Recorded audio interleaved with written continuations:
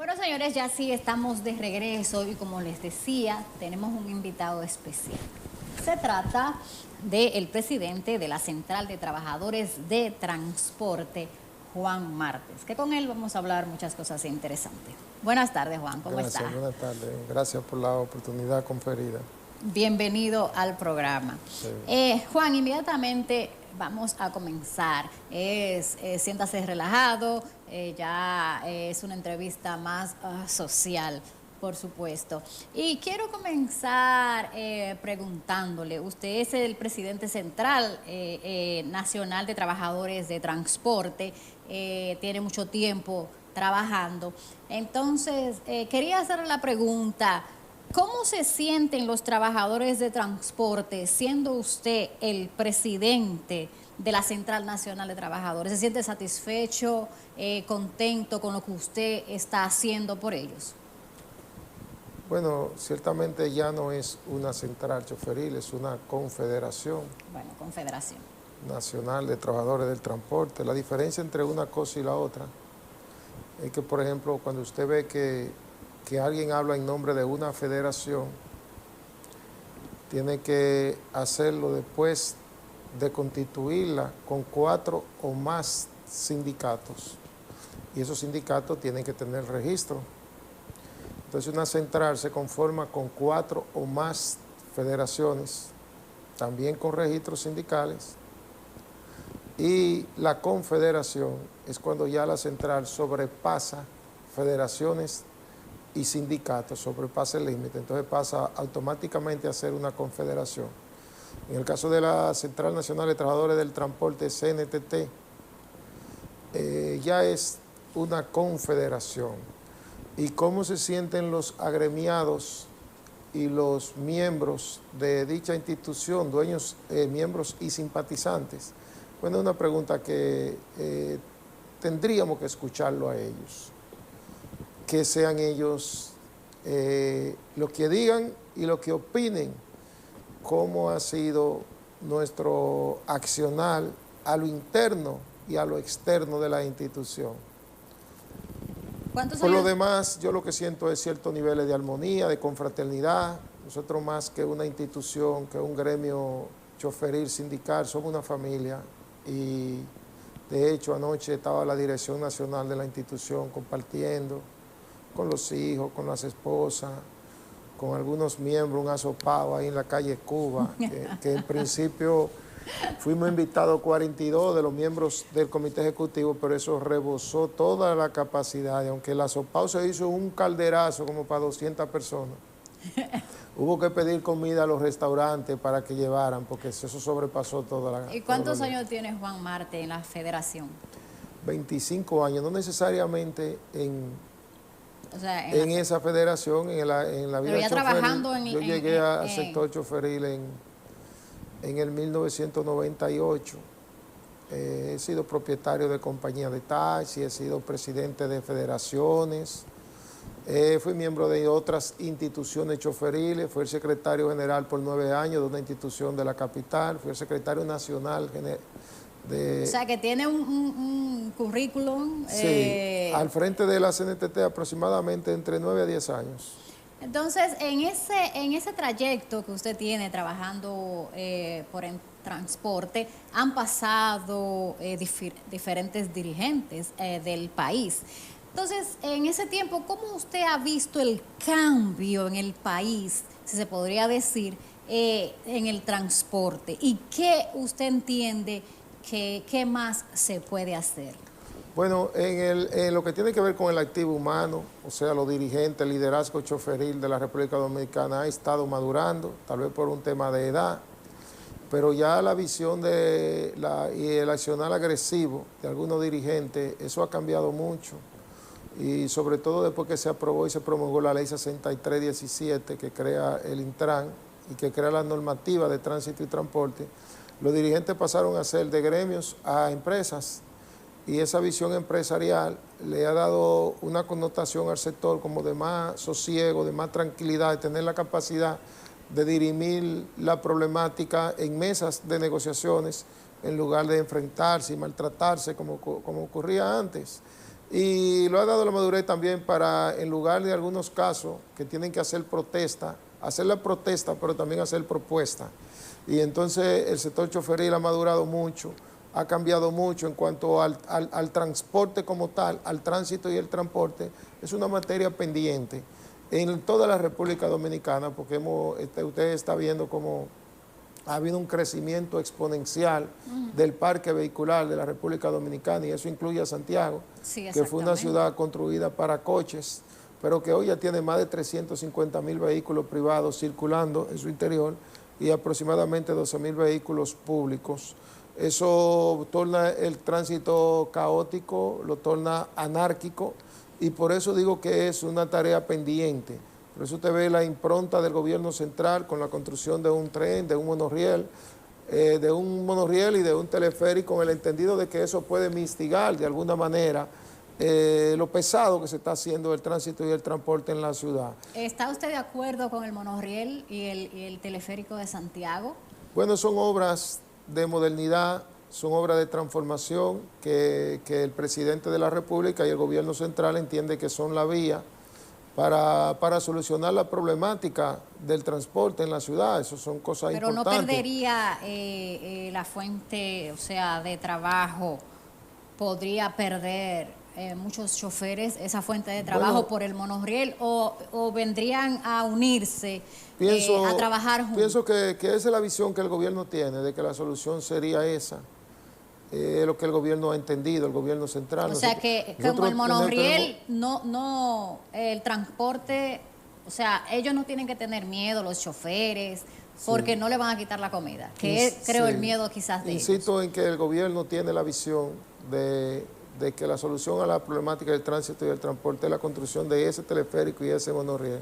Ahora, la visión nuestra es primero que hay que contemplar el activo humano, a los hombres y mujeres que construyeron este modelo de transporte por más de 4 o 5 décadas, lo que llevaron a sus hijos y algunos de los que hoy son profesionales de la educación, de la salud, los ingenieros, los abogados, lo que lo llevaron a esas escuelas públicas y hoy son los profesionales de esta ciudad, se movieron en ese modelo de transporte que ciertamente se ha tornado un poco obsoleto, pero que tiene el gobierno central la responsabilidad, y así lo ha manifestado el presidente Luis Abinader, de resolver la parte humana, de que tiene la visión de transformar la ciudad, darle modernidad en el tránsito y el transporte, pero que tiene que incorporar a esos activos, que son los choferes, los inversionistas y los operadores de rutas.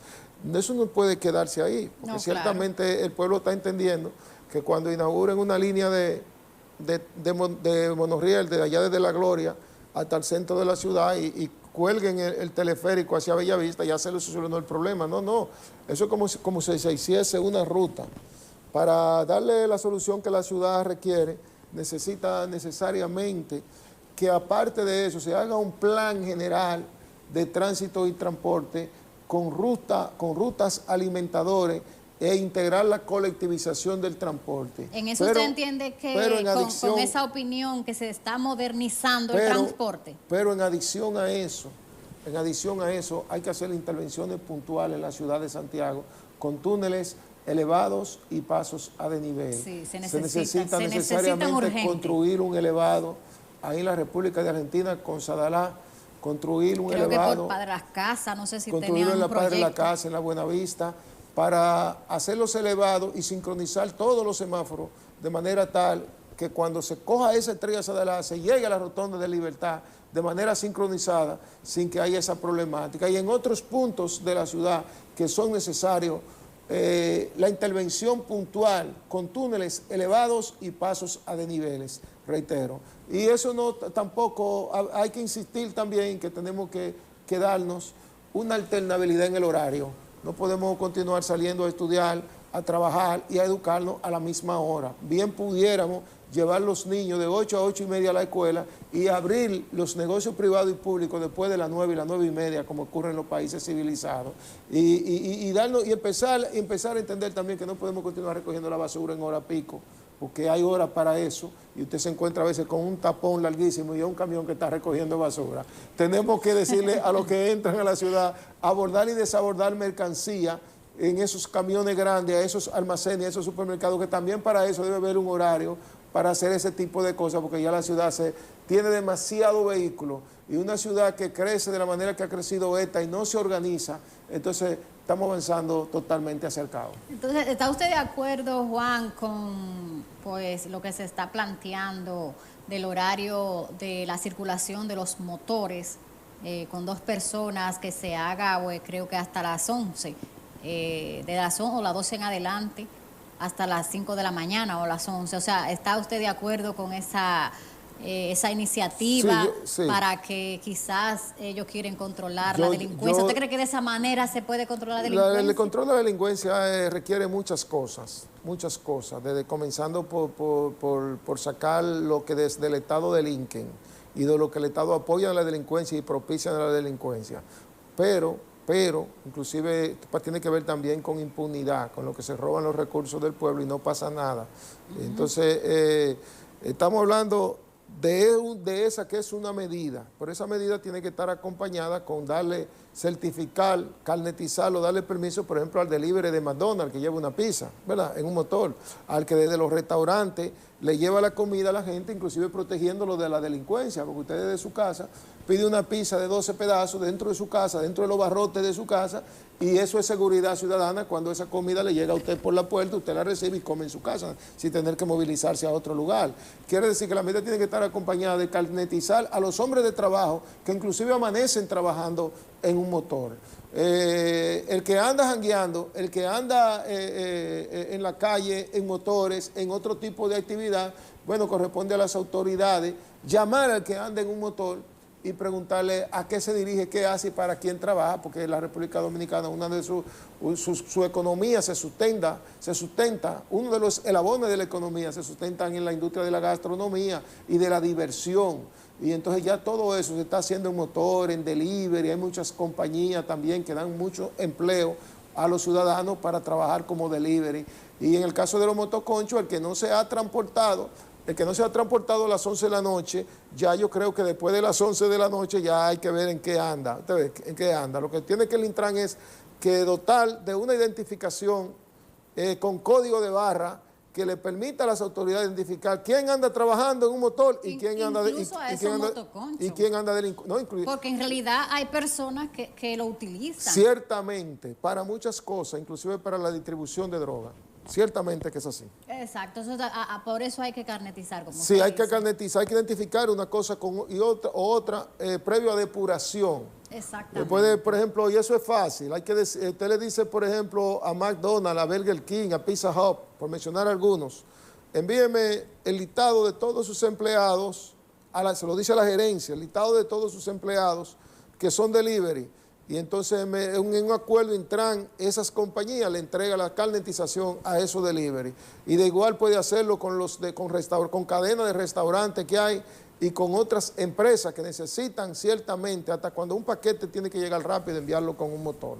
Juan, ya casi arribando al final, pero no quiero dejar esta pregunta. ¿Cree usted que lo que se ha hecho en el transporte no ha sido en vano por el hecho de que han venido cosas nuevas? Un ejemplo, ahí vino un Uber y recuerdo que usted pues en su tiempo luchó para que se regularizara y no se le quitara la comida quizá a todos los taxistas, porque Uber acaparó y estaban utilizando más a Uber. Y también otros que han llegado. O sea, ¿cree usted que no ha sido en vano la lucha y que se está trabajando? Siempre uno va a luchar porque uno representa al gremio.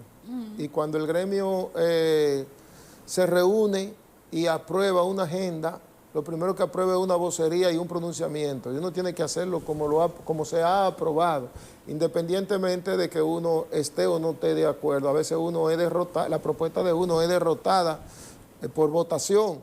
Y uno tiene que aceptarla y salir a venderla y a encaminar y acompañar a los compañeros en la lucha. En principio, el ser humano se resiste a los cambios. El ser humano por naturaleza, cuando ve cambios, es resistente a ese tipo de cosas. Pero esa modalidad y esa forma de transporte es una forma que ha asumido el mundo ya. Y nosotros comenzamos luchando y enfrentando a Uber y todavía decimos que es una compañía que estafa a su propio agremiado, porque le cobra un 30% de toda la producción general que ellos hacen sin tener carro, sin tener nada, nada más una aplicación.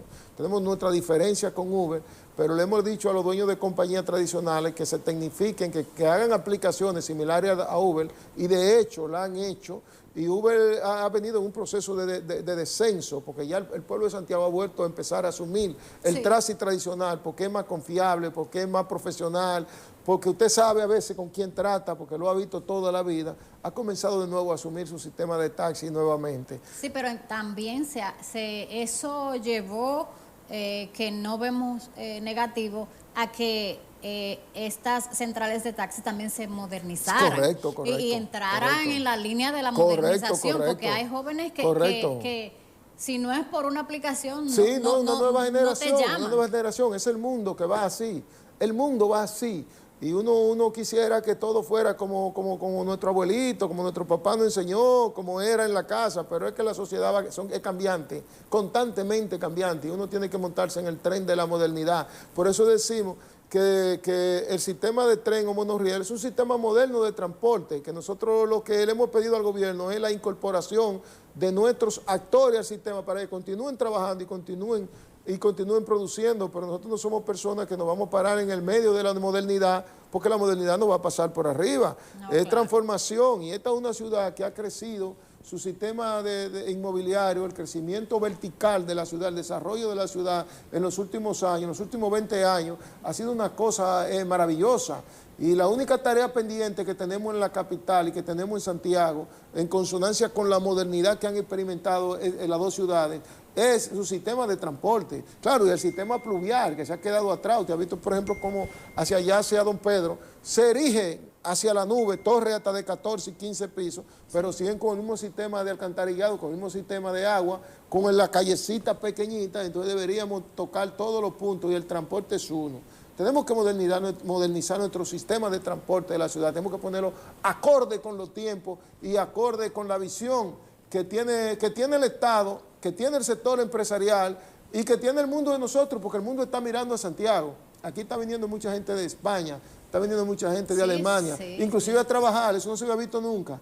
Ahí tengo un amigo que le dio trabajo ayer a 2 españolas que están trabajando aquí, que prefieren trabajar aquí, dicen que ahora mismo en España una sandía está costando 13 euros y que compran una sandía aquí por 100 y 150 pesos, eso es el equivalente a 2 euros aproximadamente, pero que es más fácil la vida aquí. Nosotros eso debemos sentirnos orgullosos de que el mundo está mirando hacia Santiago, y tenemos que proyectar esta ciudad como una ciudad acogedora, no solamente en la calidez humana que tenemos, que es característica de nosotros los dominicanos, sino en la infraestructura de la ciudad, de cara a que el que llegue aquí no solamente venga de visita, sino que se quede para siempre, que produzca, que trabaje y se desarrolle en esta ciudad y que nos ayude a desarrollarnos. Bueno, Juan, usted lo dijo todo ya al final.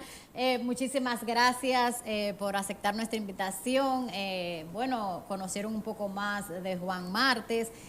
Más adelante vamos ya a invitarlo para que conozcan mucho más ya de su vida personal. Hoy quisimos abordar Para mí va a ser un honor, será un honor siempre, y le agradezco la oportunidad, y ya sé cómo llegar, porque aunque yo he venido a más entrevistas aquí, hoy me confundí y cogí para otro canal que hay en el reparto pero bueno, en que cuando me invite, con todo el gusto, para mí será un honor. Gracias, Juan, estamos en Telecontacto. Recordarle a ustedes, decirle que no salgan de sus casas